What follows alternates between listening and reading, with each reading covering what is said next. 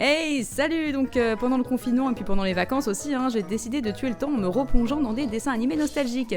Et je dirais bien que c'est parce que j'avais rien d'autre à faire, mais on sait tous que j'étais juste en train de procrastiner comme une grosse clanche parce que ma peur de l'échec m'empêche de bosser sur des projets vraiment sérieux, que c'est soit glander devant les dessins animés, soit me paumer sur TikTok. Et bon, en tant que millénial, j'ai choisi l'option la moins triste. Et le premier dessin animé nostalgique que j'ai décidé de me mater, c'est le dessin animé de notre génération. Celui qu'on regardait tous les matins. Celui dont le générique me donne encore des palpitations. Les zinzins de l'espace. Ouais, je sais, j'aurais pu choisir Pokémon, mais il y a genre 36 012 épisodes et j'ai pas le temps pour ça. Donc les zinzins de l'espace, c'était quand même assez frais dans ma tête, Le principe est assez simple, 5 petits monstres se promenaient dans l'espace, quand tout à coup leur vaisseau se crache et se retrouvent sur Terre. Ils essayent de rentrer chez eux, mais ils savent pas comment, et se retrouvent à squatter le grenier d'une maison chelou abandonnée. La, on aime les petits monstres, vous connaissez la chanson. Je me rappelais parfaitement des 4 personnages, donc il y avait Ethno l'intello, passionné des humains, qui est parfois british. Nous devons récupérer cet appareil. Mais comment? That is the question. On avait aussi Candy, la maniaque du ménage, qui était déjà dans le turfu avec sa transidentité 100% assumée. J'avais oublié Candy. Enfin, j'avais pas oublié, mais... J'avais oublié. We all make choices, but that was a choice. Bud, l'icône de toute une génération de drogués, Stéréo qui existe, et Gorgeous qui déteste tout le monde et qui veut juste bouffer ses problèmes. Tag yourself, I'm gorgeous. Et à part ça, j'avais 2 ou 3 épisodes en tête, genre celui où Candy passe son permis parce que j'avais l'impression qu'il passait jamais à la télé. Du coup, quand il était enfin diffusé, ma soeur et moi on arrêtait tout pour foncer le regarder, et je sais que ce genre de comportement parlera pas forcément aux plus jeunes habitués au replay et au streaming, mais franchement, j'ai l'impression que c'est ce genre de truc qui nous a forgés en tant que génération, vous voyez. Mais bref, du coup, je me suis lancé le défi de binge-watcher tous les épisodes des Zinzins de l'espace, et je peux vous dire que c'était une sacrée aventure. La la la la la la la la la, we like monsters. Everybody sing! Déjà dans mon souvenir, ce dessin animé était un peu chelou. Et je me suis bien plantée. Il est pas un peu chelou, il est complètement, chaotiquement, absurdément barré. Parce que bon, le principe de base, on est d'accord, c'est qu'à chaque épisode, il y a un nouveau locataire qui débarque dans leur maison abandonnée dont il doit se débarrasser. Sauf que c'est pas comme si les locataires c'était une famille de Karen basique, un poil envahissante, mais grosso modo assez normale. Non! À chaque fois, faut qu'ils se tapent les gens les plus bizarres et extrêmes de l'univers. On a des scouts, des clowns, un groupe de hard rock, un mec qui porte la poisse, un nerd collectionneur, ou même des fois juste des trucs complètement random, genre une mouche ou un robot crash test. Et c'est ça qui est génial dans ce dessin animé, c'est que quel que soit le postulat de départ, les scénaristes y vont toujours à fond. On n'est jamais dans la demi-mesure dans les Zinzins de l'espace. Tu peux être sûr que chaque aspect de chaque locataire, de chaque personnage, de chaque élément va être étiré à l'extrême pour aller toujours vers quelque chose de complètement taré. Il y a rien de lisse, il y a que des prises de risques, genre je sais pas combien de gens innocents se retrouvent paumés dans l'espace ou même des fois juste morts à la fin des épisodes. Franchement, voir ce genre d'humour ultra cynique, caricatural et à la limite du trash dans un dessin animé pour enfants, ça fait du bien. Enfin, quand je dis pour enfants, les Zinzins de l'espace c'est en fait une sorte de version moderne et française des cartoons à la Tex Avery, donc c'est largement pour toute la famille, adultes compris. Il y a juste tellement d'ironie dans cette série, surtout dans la manière dont ils approchent l'espèce humaine. Alors là, tout le monde en prend pour son grade. Mais les personnages principaux sont pas non plus parfaits. Genre oui, ils se foutent de notre gueule, mais la série se moque tout autant d'eux. Ethno, Gorgeous, Candy et Bud ont tous les 4 des personnalités bien tranchées et différentes qui fonctionnent super bien entre elles. Je sais pas si on peut dire que leurs personnages sont très creusés, mais ils sont assez nuancés pour les rendre attachants et uniques, avec autant de défauts que de qualités.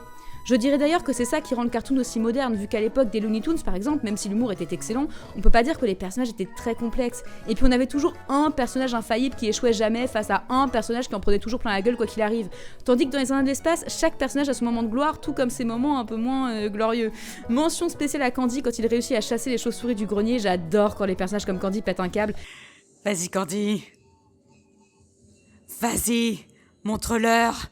Dégage-les de chez toi! Toi et tes boys, vous allez vous casser de ma piole! Parce que moi et mes boys, on en a ras le chignon de vous autres! Message reçu! Yes! Et même Ethno, qui est un peu censé être le leader charismatique et intelligent et qui aurait très bien pu être le personnage sérieux et chiant de la série, a des moments vraiment marrants et complètement décalés aussi.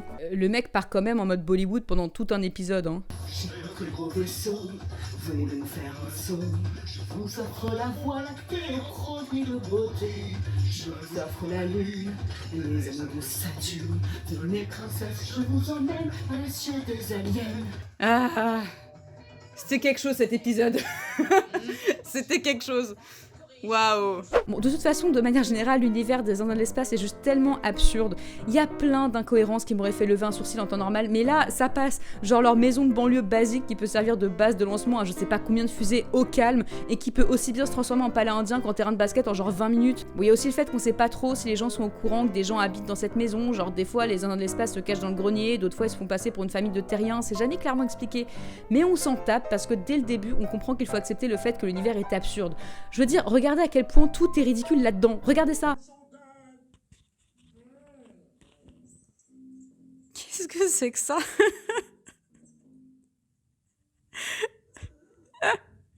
Je me souvenais que ce dessin animé était bizarre, mais... y a aucun respect, quoi.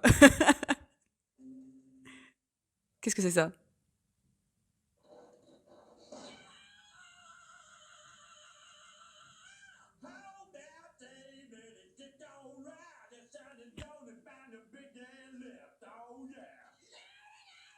Je dis oui, vraiment, on a besoin de trucs chelous comme ça dans notre vie, non? Ah oui, ça n'a aucun sens, j'adore. Bon, sinon, on peut pas parler des Indiens de l'espace sans mentionner l'énorme écart entre la saison 1 et la saison 2.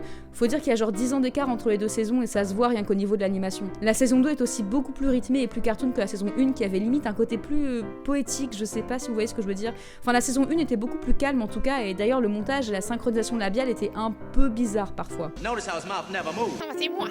Le casting a aussi pratiquement 100% changé, il y a que Patrick Préjean qui garde son rôle de Gordius dans les deux saisons. Je crois que ton intimité, même si t'en faisais cadeau, personne n'en voudra. Eric Métaillé interprète Candy et Bud dans la saison 2. Dis poupée, ce serait pas chez toi par hasard qu'aurait échoué mon Jules? Écoute ma belle, tu le sais peut-être pas, mais je suis du genre jalouse, alors tu me le rends et tout de suite.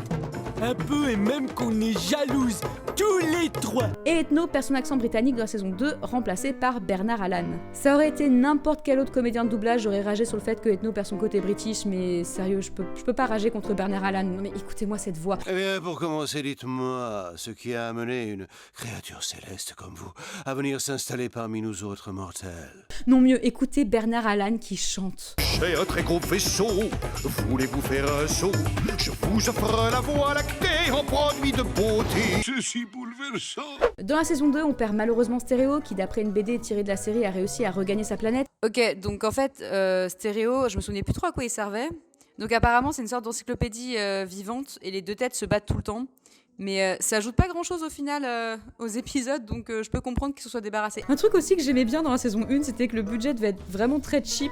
Du coup, tous les personnages secondaires avaient la même tête, mais comme on a déjà établi que leur univers était complètement absurde, ça posait de problème à personne. Bref, je pense que la saison 2 est légèrement meilleure que la 1. Je me suis parfois ennuyée dans la première saison à cause du montage qui est un peu mou, mais je pense qu'il y a du bon dans les deux saisons. C'est dommage que les Indiens de l'espace commencent un peu à disparaître des mémoires, parce que je pense que c'est l'un des meilleurs cartoons français, peut-être même meilleur qu'Oggy et les cafards qui vient du même studio.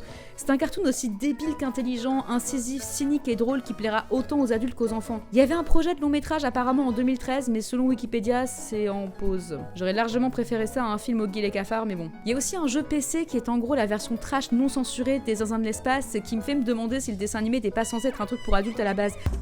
This website, www.nakedcandy.com, is gonna make me very rich. D'ailleurs, en parlant de ça, je suis 2000% sûr que Candy et Gordius sont déjà concrétisés. Après, chevalier, sans peur ni reproche, défendra toujours la dame de son cœur. Oh, mais c'est Gorgius, comme vous chantez bien. Oh, vous êtes si romantique. Tu sais, ça fait vraiment plaisir de prendre soin de toi, mon Gorgius, tout malheureux, parce que, en fait, on habite ensemble depuis des années, mais qu'est-ce qu'on connaît l'un de l'autre? Pas grand-chose, et tu sais pourquoi? Parce qu'on ne prend jamais le temps d'avoir une vraie conversation de celle où chacun ouvre son cœur à l'autre, tu comprends? Ces moments qui nous permettraient d'accéder à un autre niveau d'intimité, où sont-ils? Tu vois, là, je tiens ton pied dans ma main, et c'est comme si tu tenais mon cœur dans ton pied. Oula, je masserais tes cuisses après. On joue à quoi? Eh ben, on pourrait jouer à... Gorgius!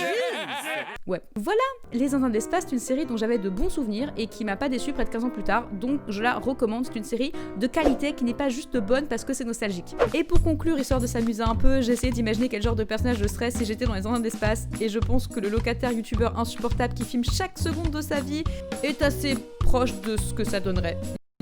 Hashtag, je crois qu'il y a des aliens dans mon grenier. Je vais aller voir. Je me demande quelle série nostalgique je pourrais faire pour la prochaine émission par contre. Oh!